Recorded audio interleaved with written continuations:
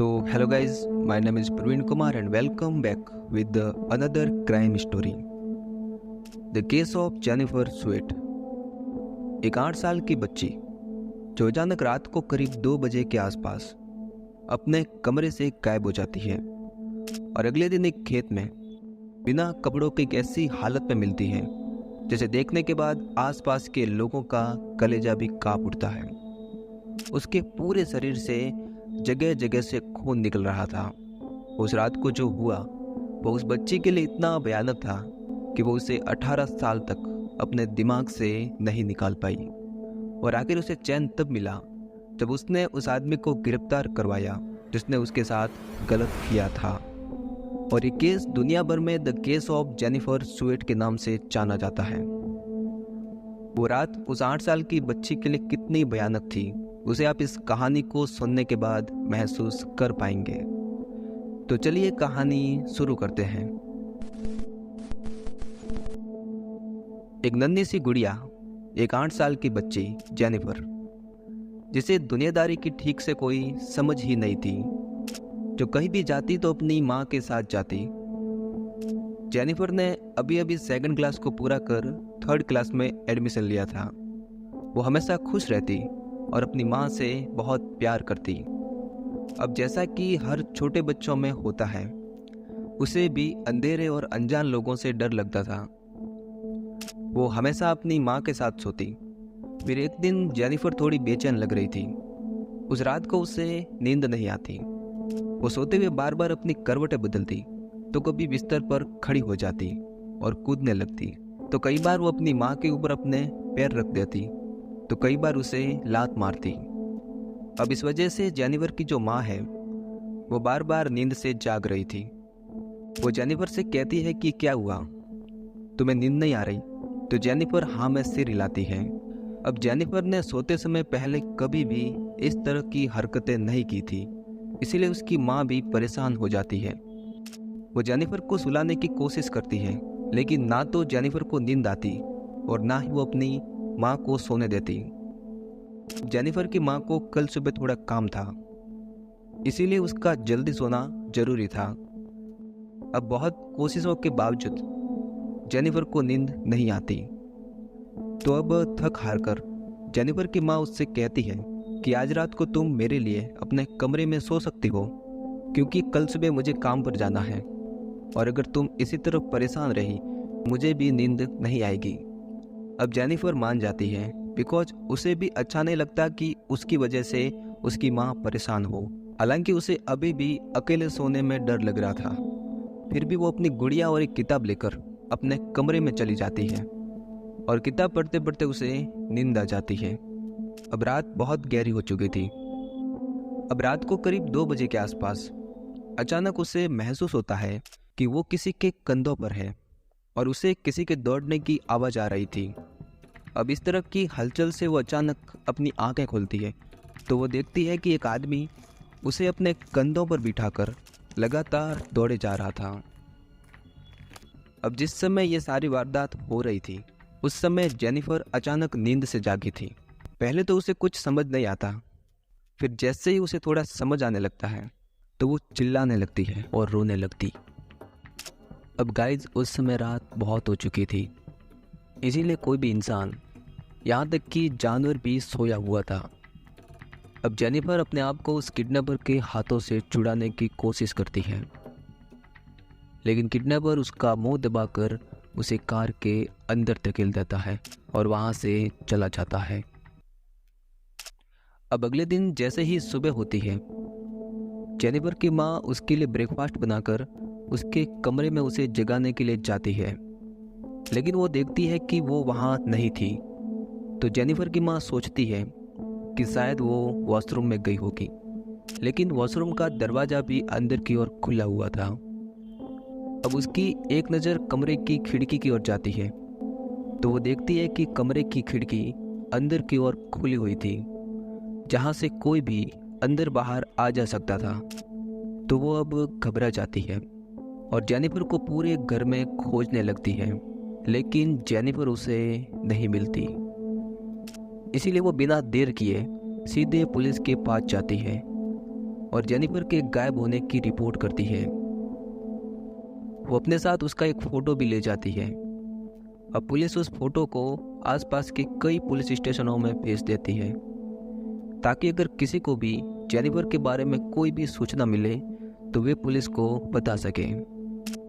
अब उसी दिन जेनिफर एक खेत में खराब हालत में पड़ी हुई थी। अब गाइस, मैं खुलकर आपको बता भी नहीं सकता कि वो किस हालत में थी, लेकिन आप इमेजिन कर सकते हैं उसके गले और पूरे शरीर से जगह जगह से खून निकल रहा था और वो पूरी तरह न्यूड थी और उसके प्राइवेट पार्ट से भी खून निकल रहा था। उसका चेहरा पूरी तरह सूजा हुआ था और वो पूरी तरह कमज़ोर हो चुकी थी। उसमें सिर्फ इतनी हिम्मत थी कि वो अपना हाथ हिला सकती थी। अब उसके पूरे शरीर पर खून के कारण चिट्टियाँ जमा हो गई थी और इन्हीं चिट्टियों के बार बार काटने के कारण वो अभी तक होश में थी। अब जिस तरह की उसकी हालत थी, अगर वो कुछ घंटों तक ऐसे ही पड़ी रहती तो उसका बच पाना मुश्किल था। लेकिन यहाँ पर जेनिफर की किस्मत थोड़ी अच्छी निकलती है। उसे सामने कुछ गाड़ियाँ और लोग दिख रहे थे और वो यही उम्मीद लगा रही थी कि कोई उसे देखे, लेकिन वो जहाँ पड़ी हुई थी वहाँ कई छोटे मोटे पत्थर और झाड़ियाँ थी, इसीलिए वहाँ खड़े लोगों में से कोई भी उसे देख नहीं पा रहा था। वो चिल्लाने की कोशिश भी करती, लेकिन वो चिल्ला नहीं पा रही थी क्योंकि उसके गले पर भी चाकू से वार किया गया था। थोड़ी देर बाद एक बच्चा खेलते हुए वहाँ आता है और वो जेनिफर को इस हालत में देख आसपास के लोगों को बुलाता है। एक छोटी सी बच्ची की ऐसी हालत देख आसपास के लोगों का भी कलेजा कांप उठता है। अब उन लोगों में से एक पुलिस को इन्फॉर्म करता है और थोड़ी देर बाद अमेरिकन पुलिस भी आ जाती है। वो जेनिफर से कहती है कि घबराओ नहीं, तुम मिल चुकी हो और तुम सुरक्षित हो। लेकिन जेनिफर को उन पुलिस वालों से डर लग रहा था, और ऐसा क्यों ये मैं आपको आगे बताऊंगा। पुलिस को यहाँ से कुछ कपड़े भी मिलते हैं जिन्हें वो सबूत के तौर पर जब्त कर लेती है। अब एक 8 साल की बच्ची जो एक ऐसी हैवानियत से गुजरी थी जिसकी अभी तक उसे ठीक से समझ तक नहीं थी, पुलिस उसे हॉस्पिटल ले जाकर एडमिट करवाती है और उसके माता पिता के आने तक एक ऐसा माहौल क्रिएट करती है जिससे वो इस सदमे से बाहर आ सके और अपने आप को सुरक्षित महसूस कर सके। जेनिफर सब कुछ समझ रही थी लेकिन कुछ बोल नहीं पा रही थी। डॉक्टर जेनिफर का इलाज करने के बाद कहते हैं कि लड़की की किस्मत अच्छी है, उसे किसी भी प्रकार की इनर इंजरी नहीं हुई, नहीं तो इसका बच पाना मुश्किल था। अब जेनिफर के माता पिता भी आ जाते हैं और वो अपने आप को थोड़ा कंफर्टेबल महसूस करती है। हालांकि वो बोल नहीं पा रही थी, लेकिन वो लिख सकती थी। उसे पुलिस को देख डर लग रहा था क्योंकि जो आदमी उसे किडनैप करके लेके गया था वो भी अपने आप को एक अंडरकवर पुलिस एजेंट बता रहा था। अब जेनिफर अपनी माँ को लिखकर बताती है कि उसके साथ क्या क्या हुआ। अब एक 8 साल की बच्ची को वे सारी चीज़ें याद दिलाना जो उस रात को हुई थी गलत तो था, लेकिन अब अपराधी को पकड़ने के लिए और कोई रास्ता भी नहीं था। यहाँ पर कुछ लेटर दिखाए गए हैं जो जेनिफर ने उस हॉस्पिटल के अंदर लिखे थे। अब इन्हीं लेटर्स के हिसाब से हमें पता चलता है कि उस रात को किडनैपर जेनिफर को कार में बिठाकर उसे वहाँ से दूर ले जाता है और जब वो रोने लगती है तो किडनैपर कहता है कि रोना बंद करो, मैं एक अंडरकवर पुलिस ऑफिसर हूँ और सुबह होते ही तुम्हारी माँ तुम्हें लेने आएगी। लेकिन जेनिफर उसकी बातों में नहीं आती और वो वहाँ से भागने की कोशिश करती है तो किडनैपर एक भारी वस्तु से उसके सिर पर वार करता है और वो तुरंत बेहोश हो जाती है। फिर बेहोश होने के बाद उसके साथ क्या क्या होता है उसका इसे एहसास तक नहीं होता। अब कुछ घंटों बाद फिर जब उसे थोड़ा थोड़ा होश आने लगता है तो वो महसूस करती है कि कोई उसका एक पैर पकड़कर उसे घसीट कर ले जा रहा है और ये भी महसूस करती है कि वो पूरी तरह कमज़ोर हो चुकी है।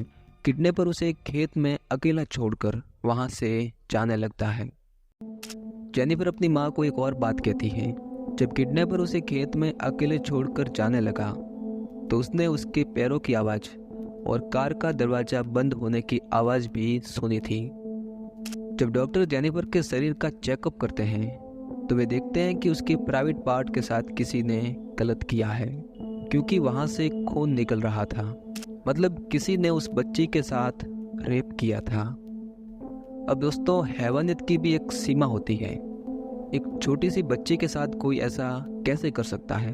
अब कभी कभार तो ऐसा लगता है कि इंसान की तरह दिखने वाला हर इंसान जरूरी नहीं कि वो इंसान ही होगा। कई बार इंसान की शक्ल में हैवान भी होते हैं। जब जेनिफर को कहा गया कि तुम्हें उस किडनैपर का चेहरा याद है, तो जेनिफर हाँ में सिर हिलाती है। अब गाइज, एक 8 साल की बच्ची के लिए वापस से उस आदमी का चेहरा याद करना इतना आसान नहीं था, लेकिन वो कर लेती हैं। एक एक्सपर्ट को बुलाया जाता है और वो डिजिटल माध्यम से उस किडनैपर का चेहरा बनाता है और करीब 1 घंटे के अंदर अंदर चेहरा बनकर रेडी हो जाता है। और जेनिफर भी अपना सिर हिलाकर कहती है कि यह वही आदमी है जिसने उसके साथ गलत किया। अब पुलिस इस फोटो को मीडिया के माध्यम से पब्लिक करती है, इसी उम्मीद के साथ कि कोई उसे पहचान सके। लेकिन महीनों बीत जाते हैं, ना तो कोई उसे पहचान पाता और ना ही पुलिस उसे ढूंढ पाती। लेकिन आज भी जेनिफर के दिमाग के किसी कोने में वो रात जिंदा थी। वो हमेशा उसी के बारे में सोचती रहती कि आज भी वो आदमी जिंदा होगा और किसी और लड़की के साथ कुछ गलत कर रहा होगा। अब धीरे धीरे टाइम बीत जाता है और इस केस को 18 साल पूरे हो जाते हैं, लेकिन आज भी पुलिस उस आदमी को गिरफ्तार नहीं कर पाई थी जिसने जेनिफर के साथ गलत किया था। अब ये मामला धीरे धीरे ठंडा पड़ जाता है और पुलिस भी इस केस को कोल्ड केस में डाल देती है। फिर भी जेनिफर को उम्मीद थी कि वो एक न एक दिन उस आदमी को जरूर पकड़ लेगी जिसने उसके साथ गलत किया था। अब 18 साल बाद जेनिफर भी बड़ी हो चुकी थी। फिर एक दिन उसके पास एक कॉल आता है। एक आदमी कहता है कि मेरा नाम टिम क्रॉमी है और मैं पेशे से जासूस हूँ। आज से तुम्हारे केस को मैं हैंडल करना चाहता हूँ और इसीलिए मैं तुमसे मिलना चाहता हूँ। क्या तुम मुझसे मिल सकती हो? अब जेनिफर को पुलिस से पूरी तरह विश्वास उठ चुका था और ना ही किसी जासूस से कोई उम्मीद थी। फिर भी वो टिम क्रॉमी से मिलने चली जाती है। फिर टिम क्रॉमी जेनिफर से कैसी बात करता है, जिसे सुनकर जेनिफर की आंखों से आंसू आ जाते हैं। वो कहता है कि मैं अपनी पूरी लाइफ इस केस पर ही लगा दूंगा, लेकिन तुम्हें न्याय दिला कर रहूंगा। अब ऐसी बातें सुन जेनिफर को एक सपोर्ट मिल जाता है। उसे लगता है कि उसके अलावा भी कोई है जो इस केस में उसकी सच्चे दिल से मदद करना चाहता है। जेनिफर रोते हुए कहती है कि मुझे इस बात का दुख नहीं कि मेरे साथ गलत हुआ, लेकिन मैं इस केस को सुलझा कर और लाखों लड़कियों की हिम्मत बनना चाहती हूँ जिनके साथ इसी तरह की हरकतें हुई हैं या होने वाली है। अब टिम क्रॉमी और जेनिफर इस केस को दोबारा से शुरू करते हैं। जेनिफर के कपड़े जो पुलिस ने उस समय जब्त किए थे वे अभी भी सही सलामत पुलिस के एविडेंस रूम में पड़े थे, इसीलिए टिम क्रॉमी उन कपड़ों को वहां से लेकर डीएनए टेस्ट के लिए भेज देता है। अब इस केस को 18 साल पूरे हो चुके थे। इस दौरान टेक्नोलॉजी भी काफ़ी बदल चुकी थी। अब डीएनए टेस्ट के जरिए भी लोगों को खोजा जा सकता था।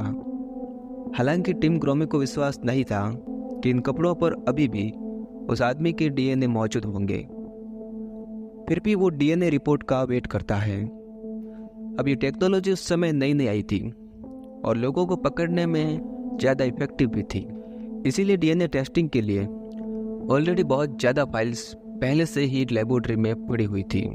इसीलिए करीब 1 साल तक उन्हें डीएनए रिपोर्ट का वेट करना पड़ता है। एक दिन टिम क्रॉमी के पास एक कॉल आता है।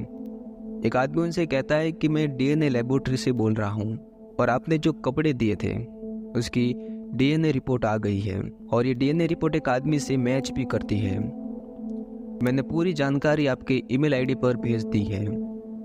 अब इतना सुनते ही टिम क्रॉमी के होश उड़ जाते हैं और वह जल्दी से उस रिपोर्ट को चेक करता है और जिस आदमी का फोटो भेजा गया था उसे वो तुरंत जेनिफर को सेंड कर देता है और जेनिफर को कॉल कर कहता है कि मैंने तुम्हें एक फ़ोटो भेजा है और तुम जल्दी से इस फ़ोटो को चेक करो। अब जैसे ही जेनिफर उस फोटो को देखती है उसकी आंखों से आंसू आ जाते हैं। ये वही आदमी था जिसने जेनिफर को किडनैप कर उसके साथ रेप किया था। जब उस आदमी ने जेनिफर को किडनैप किया तो उसके कुछ सालों बाद वो एक औरत के साथ यौन उत्पीड़न के मामले में गिरफ्तार होता है और तभी उसके डीएनए को भी पुलिस की डेटाबेस में रिकॉर्ड किया गया था। और आज जब जेनिफर के कपड़ों के डीएनए की रिपोर्ट आई तो वो डीएनए उस आदमी के डीएनए से मैच कर गया। अब पुलिस उसकी खोज में निकल जाती है और जल्द ही उसे पकड़कर गिरफ्तार कर लेती है। वो अपना नाम डेनिस ब्रेडफोर्ड बताता है। उसने जेनिफर के बाद भी कई औरतों और लड़कियों के साथ रेप किया था। और जब उस व्यक्ति को पता चलता है कि जिस लड़की को उसने 18 साल पहले अधमरा कर खेत में मरने के लिए छोड़ दिया था वो आज भी जिंदा है और उसके सामने खड़ी है, तो वो आदमी रोने लगता है। अब जेनिफर जिस बोझ को 18 सालों से लिए घूम रही थी वो बोझ आज हल्का हो चुका था।